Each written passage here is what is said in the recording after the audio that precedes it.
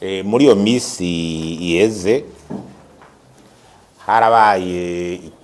ikintu kidasanzwe. Hari tariki 17 z'ukwezi kwa gatanu mu bihumbi 2026 cabereye mu ntara ya Ngozi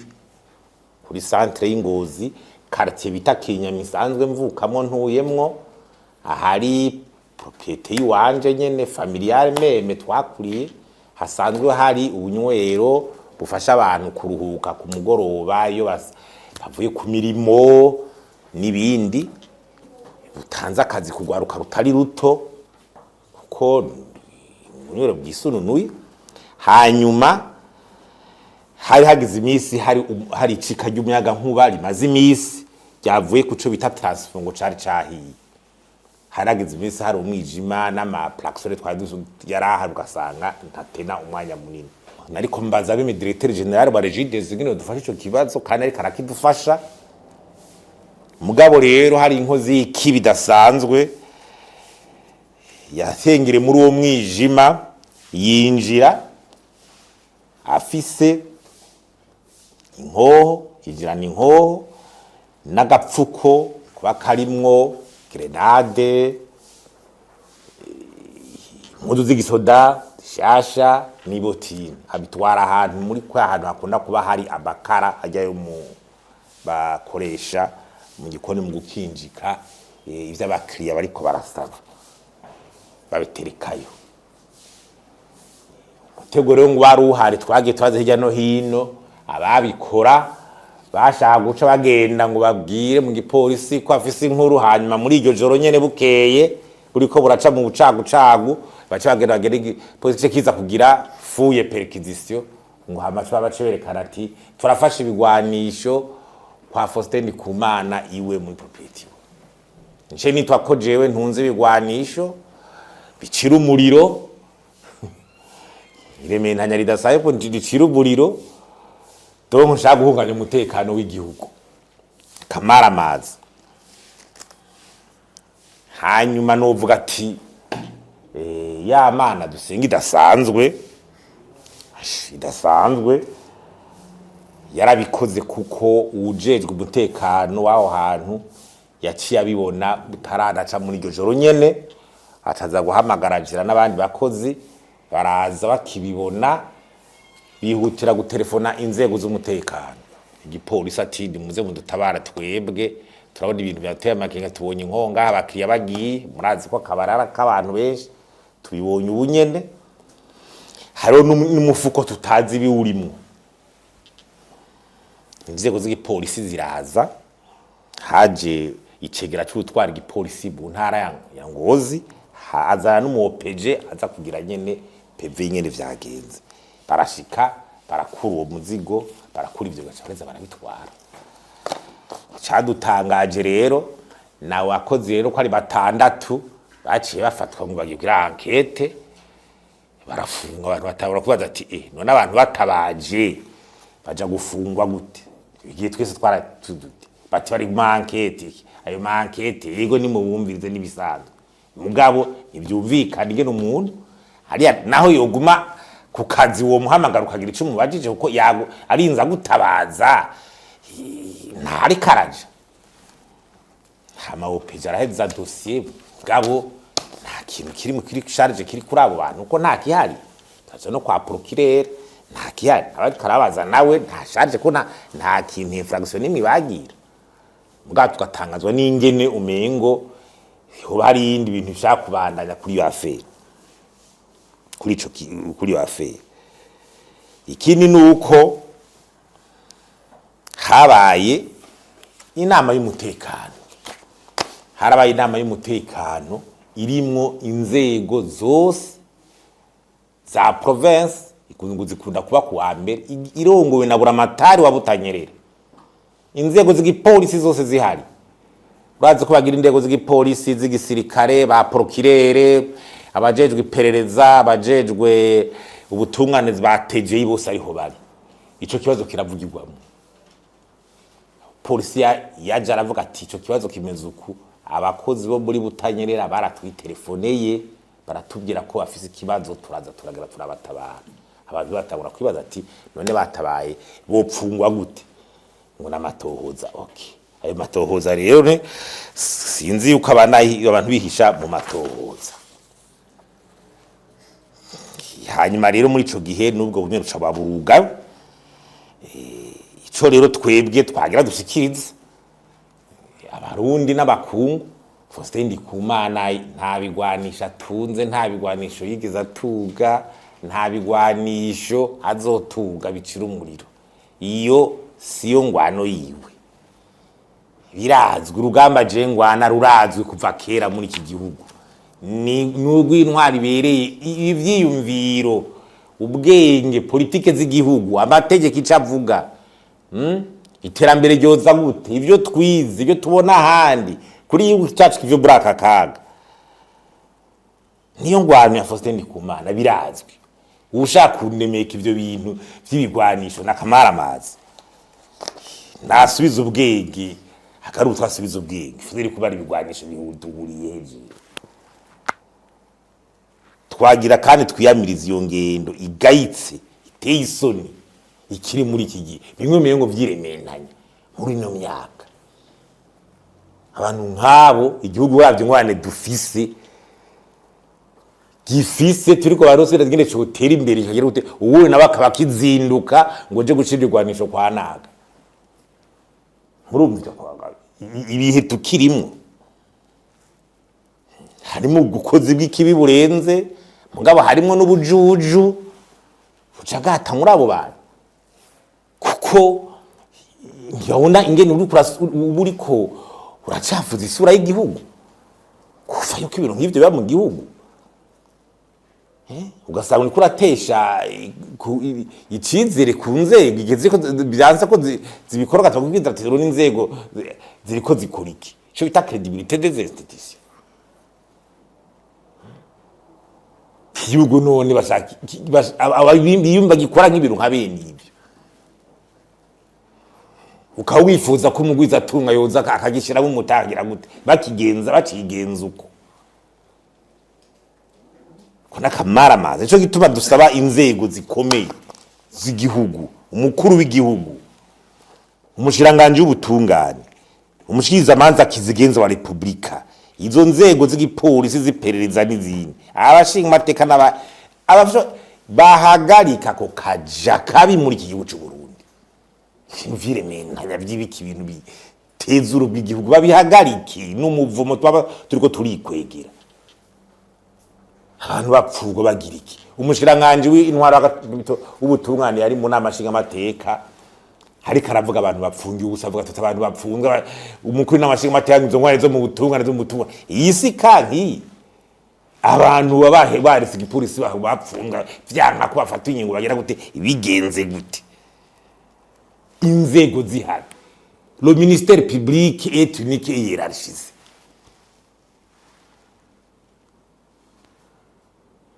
ibintu ngivyo bishobora kubana muri n'ibintu by'akamaramaza muri ibi bihe barakwiye gufata ingingo bagatuza ivyo bintu tubateye akabo kuko ni ka example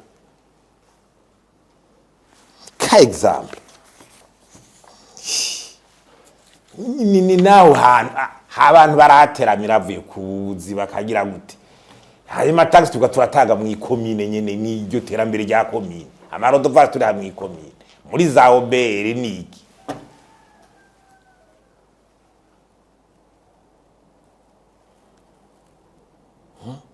none umuntu agifise comportement ngiyo acigenza uko mu gihugu kigendera ku mategeko les valeurs républicaines nizo bakwiye kudefanda izi nzego bagashika intwaro rusangi agateka kazira mu turwa turavuga ubutungane kurubwa kuri ubutungane bateza urubwa ya justice bige biriko abantu bidoga biriko biragaragara ukiverne mu gihugu ubutwara uwundi ninde nzego ubutwara uwundi ninde ufata ingingo ninde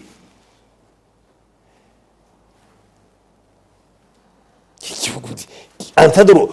ufata ingingo ninde hari waprokire hari bose bose barabona situation yuko none ikibazo gisha gihagarara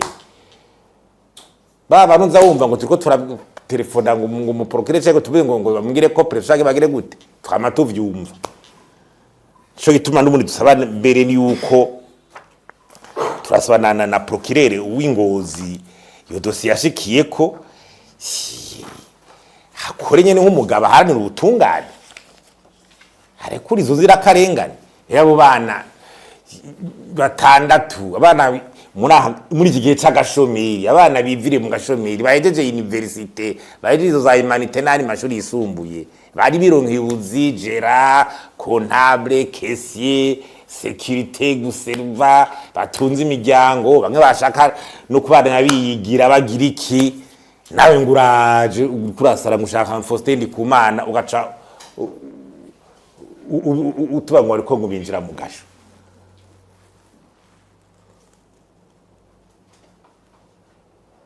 abana ariko bazira iki s'il vous plaît tusaba ningwa ntera kama abo babari kure baje kwibandaiza kwibera ubuzima bwabo bwa misi yose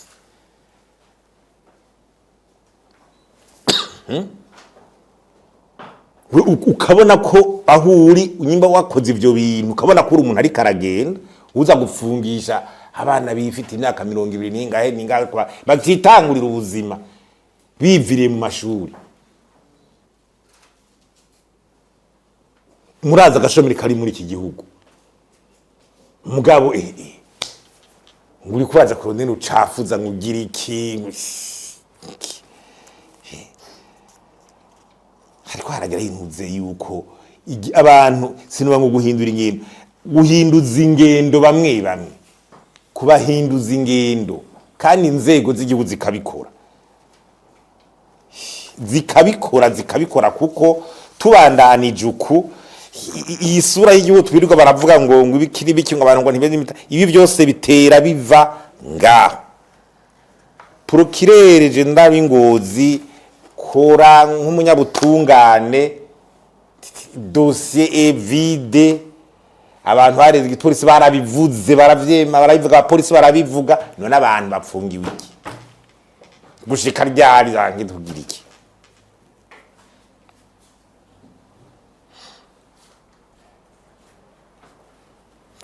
sinzi yuko ari kuvuga ati nakavyi abantu barakwiye kugufata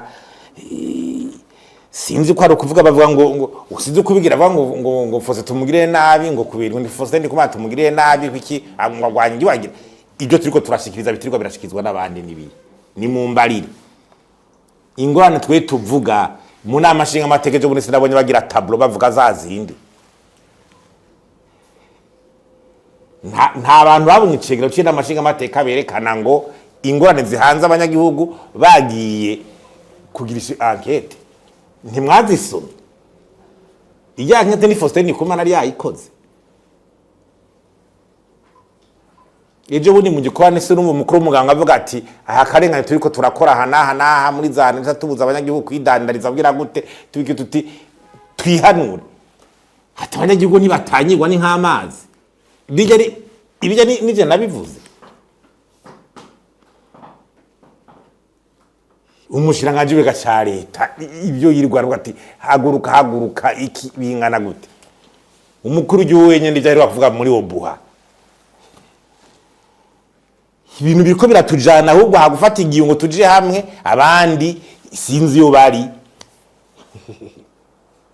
n'ubujuju burenze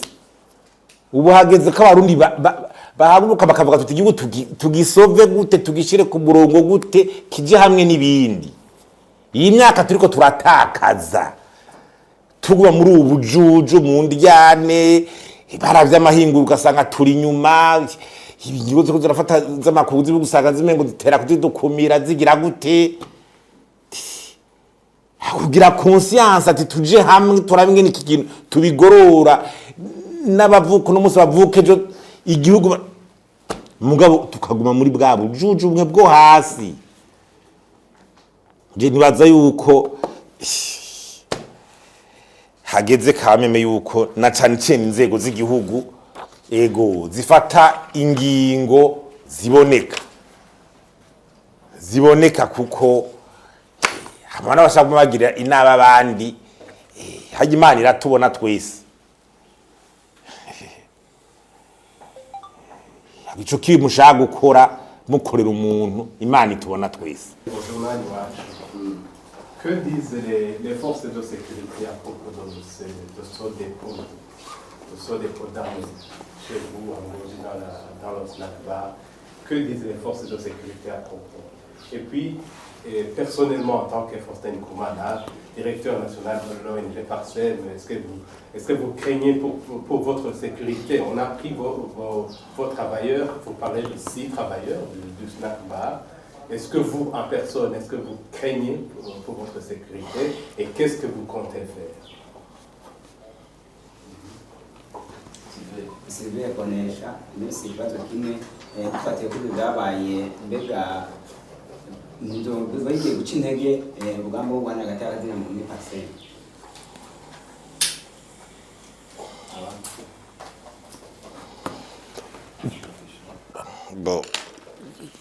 Ndabisubiremo ndabigira inzego z'umutekano nabisubiyemo ziri clair. Inzego z'umutekano z'igipolisi izo nyene tuzi visikuzi ziremanga neza ko ari bo baterefone babatabazi. Inzego z'igipolisi z'umutekano kuri byo gushika no munsi uko tubizi gene tuzumva nta kibazo kihari. Mugabo dossier yita ko iri mu butuga ko nitegeza kujicisha kwa OPG akagira PV bye abonye nibiki habikaja kwa procureur. Ubu rero urazi ko hari bya bintu mu Burundi biba muntu witwi ukabura ufata ingingo ukabura ugira gute kibazo gihagaze ga. Mugabo twitwo tunavuga tuti twita twateye akamo tutera kabo procureur n'abandi basosho cyo bagira cyo bafashije haraba hari nagateye akazira n'abandi bantu bose bogira cyo bahanure uyu mugujira agateye akazina muntu bagira ico bahanuye. Nimwe twa tuti bishobora bitakarisha ikizere c'inzego nkuko umengo mu nzego ntawe umenye ufata ingingo ntawe ugira iki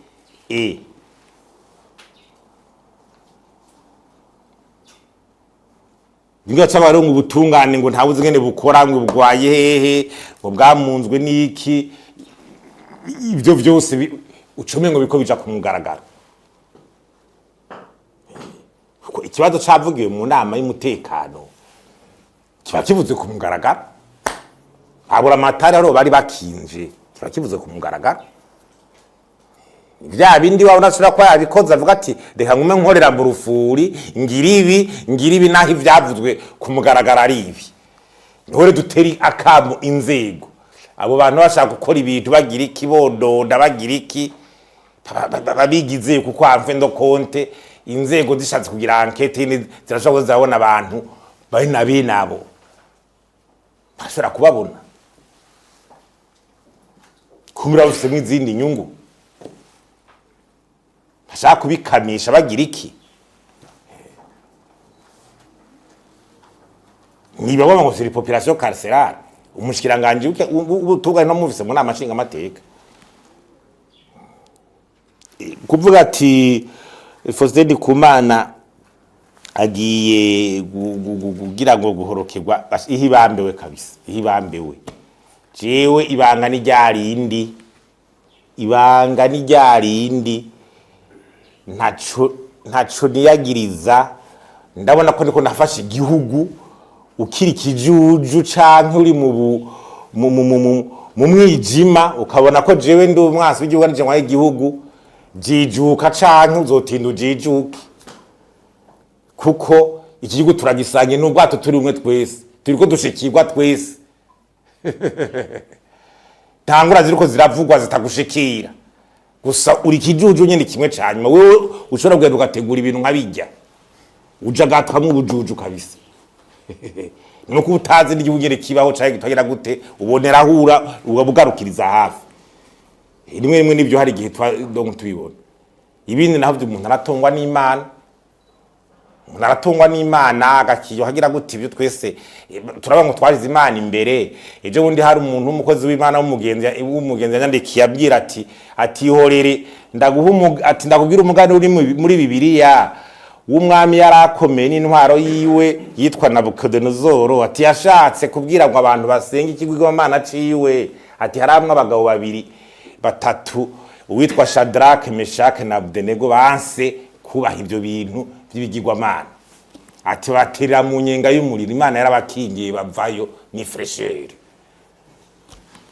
Babateye mu nyenga y'umuriro bavayo ni fresheri neza, ati mu nyuma wa mwama ahubwo Imana yaramuhanye amarindwi arisha mu ishamba kandi arwarakomeye. Ivyo rero Imana ishatse gukingira umuntu iramukingira. Aho kantu karanankoze ukuntu umukozi w'Imana yakanyandikiye ati burya abamuriba burya byo mukora na mwebwe Imana irababona. Sinuhagarika rero